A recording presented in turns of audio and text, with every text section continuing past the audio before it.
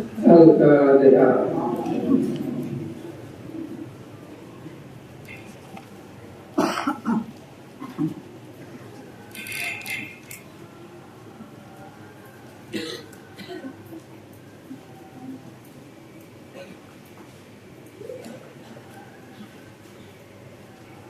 Bismillahirrahmanirrahim.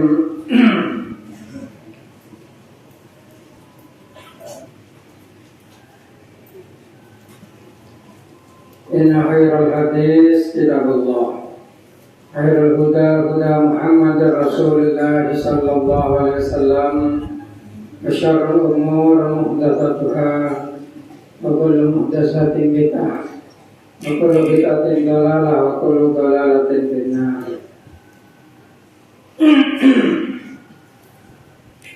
Bismillahirrahmanirrahim.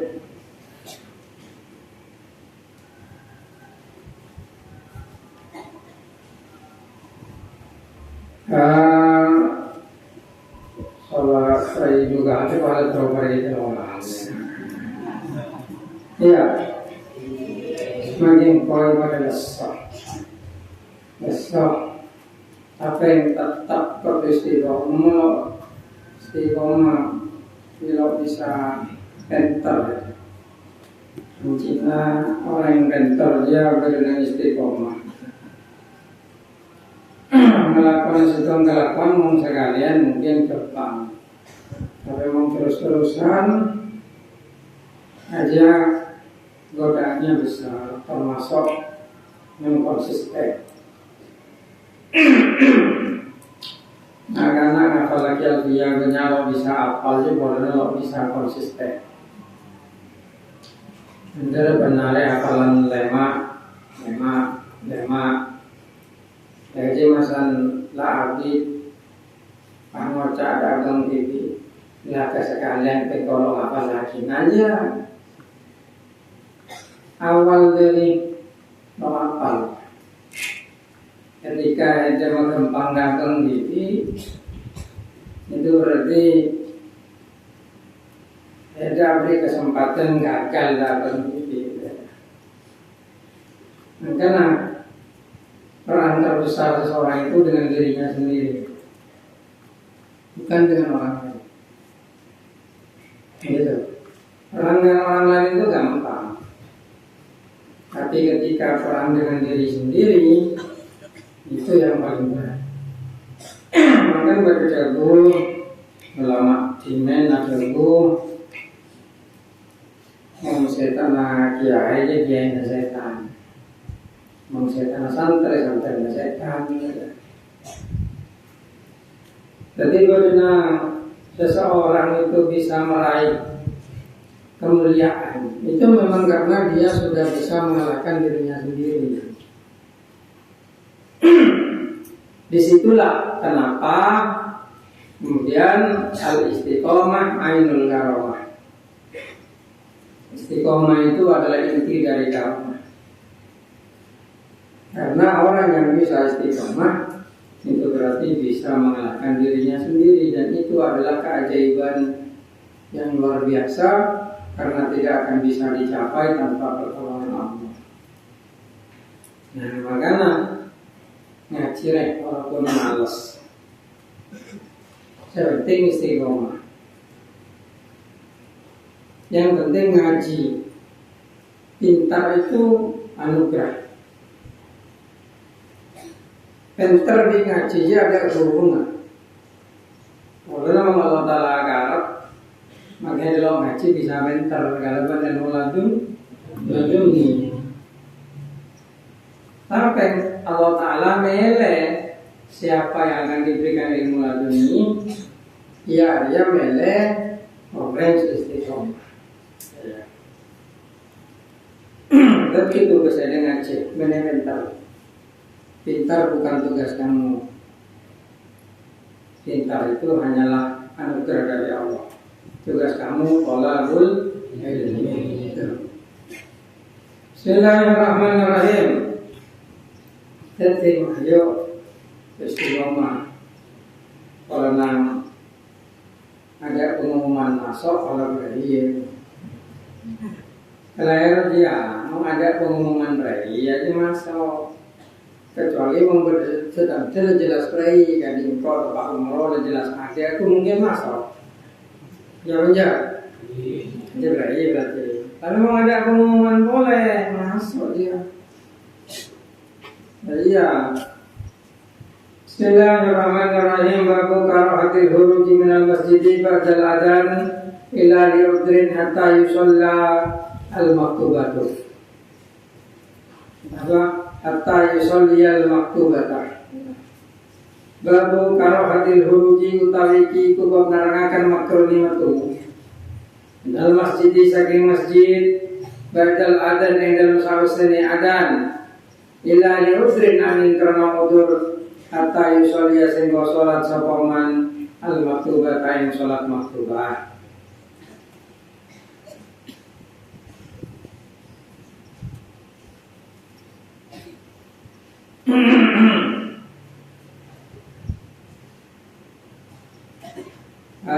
Bismillahirrahmanirrahim. An Abi Sya'fa cerita saking Abi Sya'fa. Kala dawu sapa musak sakun na'ona sapa kita ikuku dan podo lunggu maaf Ibu Hurairah sarpana Ibu Hurairah radhiyallahu ta'ala anhu fil masjidi ing dalam masjid. Adana mongko kare-kare adan sapa muadzin wong kang adan. Maka mengkotangi sapa rajulun wong lanang dalam masjid saking masjid bima yamshi halilu matu sapa rajul. Fa'adba'a maka menetuli hu ing rajul sapa Abu Hurairah. Fa'adba'ahu maka menetuli hu ing rajul sapa Abu Hurairah. Basarahu ing peningali Abu Hurairah. Hatta kharaja sing metu sapa rajul minal masjid saking masjid. Faqala maka ngendika sapa Abu Hurairah, amma hada anapun utawi kila rajul fakot asal moko teman-teman maksiat sama rajul Abul Qasim ing Kanjeng Nabi Muhammad sallallahu alaihi wasallam rawahu Muslim. Rawal meriwayatkan hadis sahih Muslim Imam Muslim. Jadi bab ini menerangkan tentang makruhnya seseorang keluar dari masjid setelah adzan kecuali karena udzur sampai dia ikut sholat. Memang hidup berada dalam masjid, maulah adzan, ada bagi keluar boleh dari masjid sampai hendak berjam. Di sini dihukum makruh karena memang tidak ada nas sore yang menyatakan haram. Ini lebih kepada tata krama. Karena orang yang sudah di dalam masjid kemudian adzan berkumandang lalu dia keluar dari masjid, itu sepertinya dia tidak suka sholat di masjid, begitu. Sehingga kemudian hukumnya adalah makruh. Hadisnya diambil dari asarnya Abu Hurairah. Jadi mengenai Kanjeng Nabi langsung aja asar ya. Mengenai Nabi langsung aja hadis. Itu ada tiga, ada hadis qauliyah, ada hadis fi'liyah, kelakuan. Kalau qauliyah berlaku umum, pasti berlaku umum. Ya, kalau fi'liyah belum tentu, karena ada fi'lun Nabi yang khusus untuk Nabi saja. Dan ada hadis itu takririyah. Takririyah itu ketetapan. Nabi tidak bicara, Nabi tidak mengerjakan, tetapi Nabi tidak melarang. Dikerjakan di zaman Nabi, Nabi tidak melarang. Gitu. Maka itu disebut takririyah. Disebut takririyah, betul. Ketetapan. Ada asar itu dari sahabat. Sahabat mengatakan begini, sahabat mengatakan begini, dan kadang digantungkan kepada Nabi seperti hadis ini. Ya tetap disebut hadis, tapi intinya ini adalah asar sahabat. Ada seorang laki-laki di dalam masjid itu ketika adzan sudah dikumandangkan itu keluar dari masjid. Di situ ada Abu Hurairah. Abu Hurairah itu kemudian norok untek kalaban mata, kalaban penengah, isilingkam awalnya. Ternyata keluar. Langsung Abu Hurairah kagu orang laki dia patut aswa bal qasim maksiat ke Kanjeng Nabi. Gitu.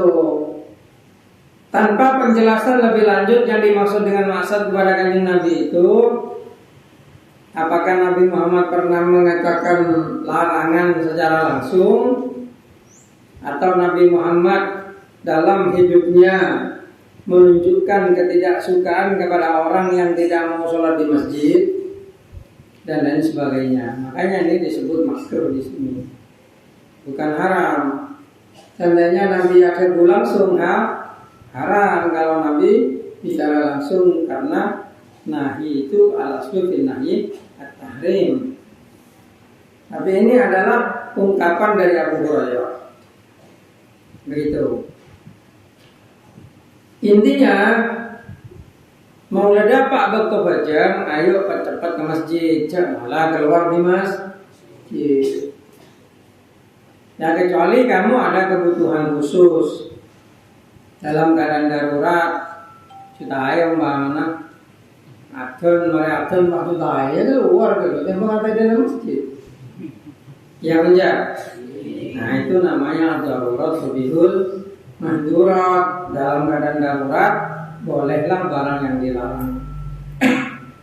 Itu cara memutuskan fikih itu seperti itu. Fikih itu seperti itu. Makanya fikih itu adalah ilmu ijtihad, ilmu pemikiran. Dan di dalam fikih tidak ada kesepakatan yang mutlak. Hukum dalam fikih itu tidak ada yang mutlak, kecuali hukum daruri.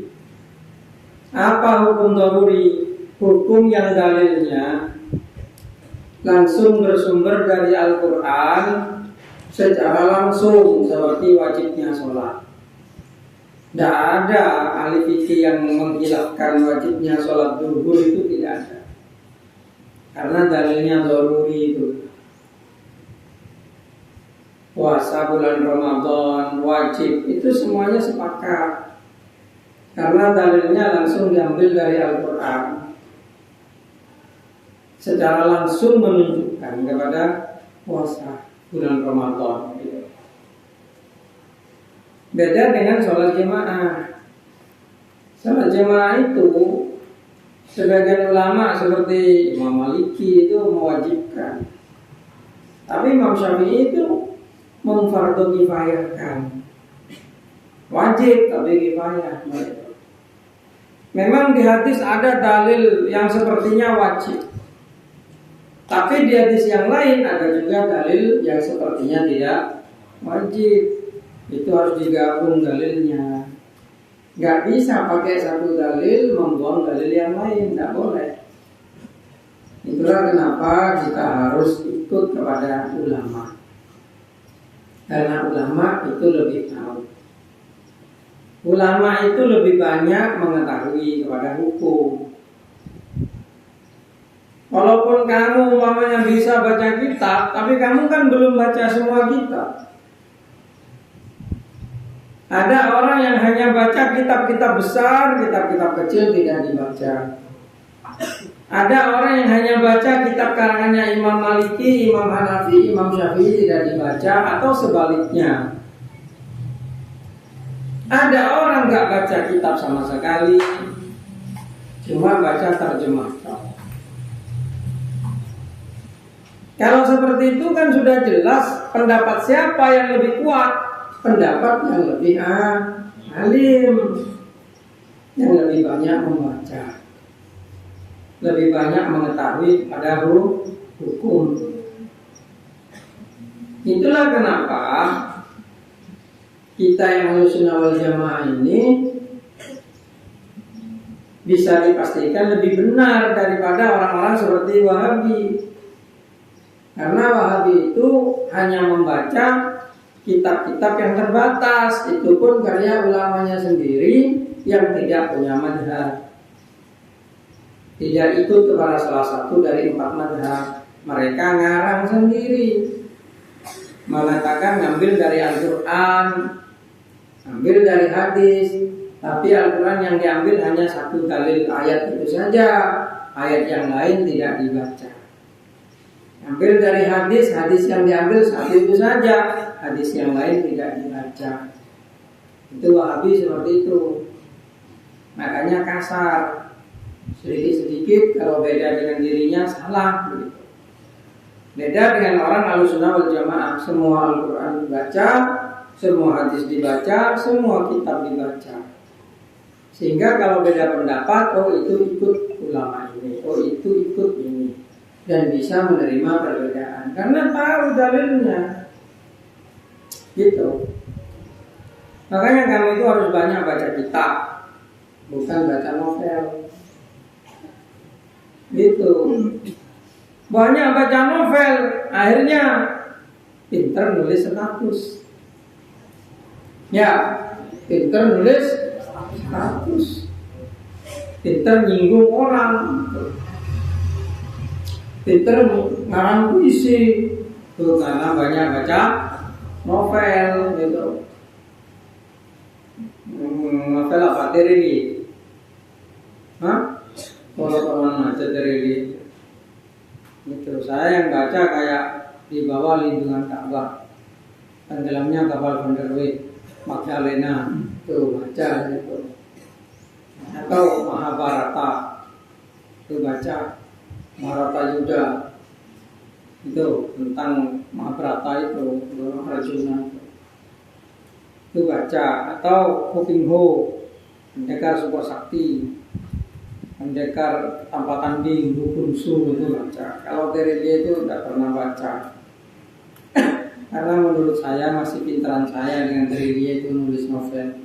Cuma saya itu jadi kiai bukan jadi penulis novel. Bismillahirrahmanirrahim. Kitab dibaca sehingga kamu tahu hukum-hukum dalam fikih itu seperti apa, pendapatnya ulama ini seperti apa, pendapatnya ini bagaimana, cara berpikirnya ulama ini bagaimana, cara itu. Sehingga ketika menemukan masalah, kamu langsung bisa memutuskan dengan berdasarkan dalil-dalil yang ada serta cara berpikir ulama-ulama itu. Misalnya kemarin tuh heboh, Iris Bella itu nikah mas kawinnya masjid.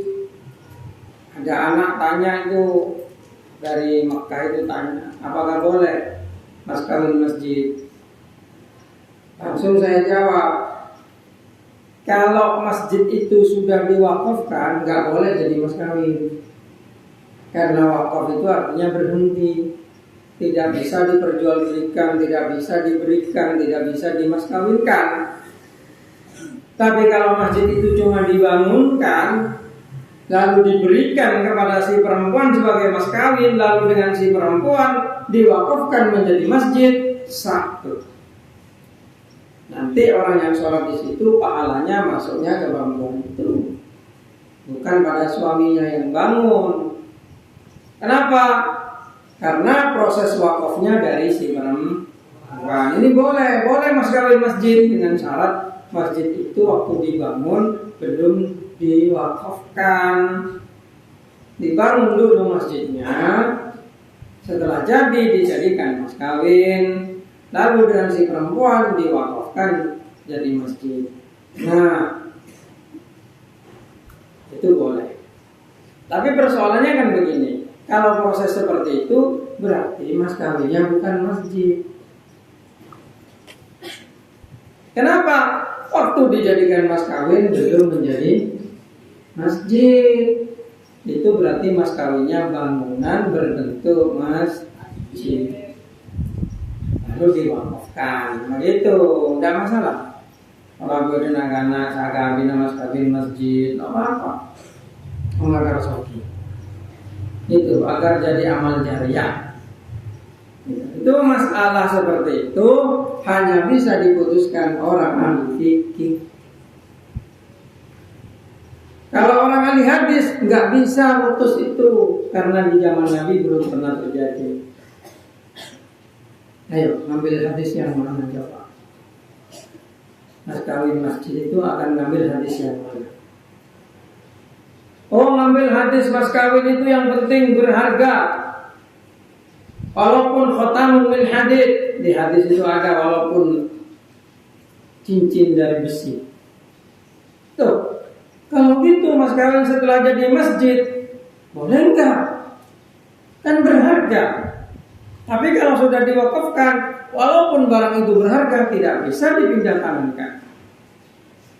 Tidak bisa orang ahli hadis memutuskan. Yang bisa memutus ahli fikih. Itu bedanya ya orang ahli hadis. Apalagi orang yang hafal Quran tok tanpa memahami artinya. Mana dalilnya di Quran? Mas kawin masjid. Nggak ada. Itu. Baru kalau orang itu hafal Quran, tahu maknanya, baru itu sudah ahli Quran, ahli fikih. Gitu, makanya saya sarankan kepada anak-anak yang hafalkan Quran, belajar juga lah fikih agar kamu tidak seperti orang-orang hafal Quran yang di luar sana itu. Banyak di luar sana itu orang hafal Quran tapi tidak dikerjakan Qurannya, akhirnya gitu. Qurannya tidak membawa kebaikan.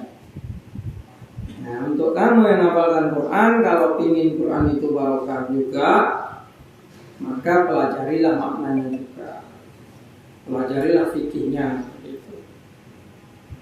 Bismillahirrahmanirrahim. Karena itu orang yang keluar dari masjid setelah adzan itu makruh. Tidak haram. Karena dalil yang muncul ini adalah dalil dari Abu Hurairah. Dalil yang tidak menjelaskan haram atau tidak, tapi menyatakan itu tidak bagus. Fakot aso abal palsi maksiat kepada kanjeng Nabi, karena mungkin Nabi Muhammad tidak menyukai orang-orang yang seperti ini, tapi tidak mengharapkan. Ngerti? Nah, ya itu saja. Dan benda jenah maka dia pandai tabang badannya. Al-Fatihah.